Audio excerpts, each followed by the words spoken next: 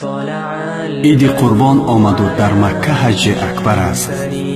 دوست را تبریک کردن سنت پیغمبر است.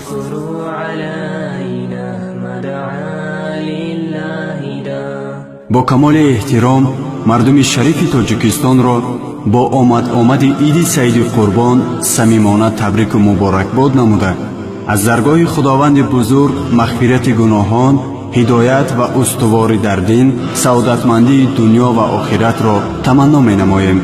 بگذار خداوند بزرگ از برکات این لحظه های مبارک همه ما را برخوردار بگرداند. آن خداوندی که در دل نور ایمان آفرید، در شب تاریک بینگر ماه تابان آفرید. تیغ را بر حلق اسماعیل پیغمبر نهاد، بعد از آن بر مؤمنانش عید قربان آفرید.